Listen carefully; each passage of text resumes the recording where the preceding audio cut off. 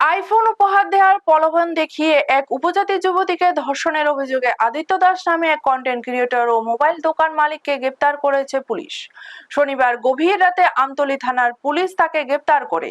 Police সূত্রে জানা গেছে, ধলাই জেলার এক যুবতীর সঙ্গে কিছুদিন আগে সামাজিক মাধ্যমে পরিচয় হয় অভিযুক্তের।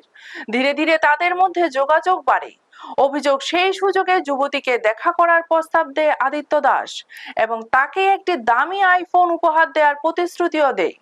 নির্যাতিতার অভিযোগ, শনিবার সকালে ওষুধ কেনার উদ্দেশ্যে তিনি ট্রেনে করে আগরতলায় আসেন। বাদারঘাট রেল স্টেশনে পৌঁছানোর পর অভিযুক্ত তাকে বাইকে করে অন্যত্র নিয়ে যাওয়ার কথা বলে পরে রেল স্টেশনের পাশে একটি হোটেলে নিয়ে জোরপূর্বক ধর্ষণ করা হয় বলে অভিযোগ।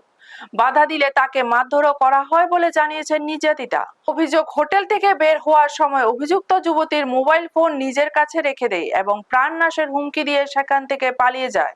পরে নির্যাতিতা পশ্চিম আগরতলা মহিলা থানায় লিখিত অভিযোগ দায়ের করেন। অভিযোগের ভিত্তিতে পুলিশ তৎপর হয়ে ওঠে। পশ্চিম আগরতলা মহিলা থানার ওসি ইন্সপেক্টর শিউলি দাসের নেতৃত্বে পুলিশ অভিযান চালিয়ে আগরতলা লক্ষ্মীনারায়ণ বাড়ি এলাকার একটি মোবাইল দোকান থেকে অভিযুক্তকে আটক করে। পরে আমতলী থানার পুলিশের হাতে তুলে দেওয়া হয়। পুলিশ জানায়, অভিযুক্ত আদিত্য দাস কমলপুর এলাকার বাসিন্দা। শহরের সিদ্ধি আশ্রম ও লক্ষ্মীনারায়ণ বাড়ি এলাকায় তার দুটি মোবাইলের দোকান রয়েছে।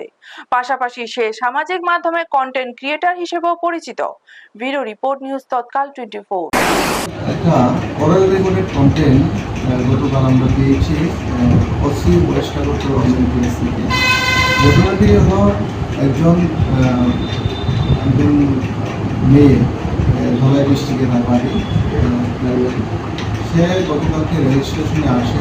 রেল স্টেশনে আসার পর তাকে আদিত্য দাস নামে একটি ছেলে তাকে মোবাইল দেওয়ার প্রলোভন দেখিয়ে গতকাল তাকে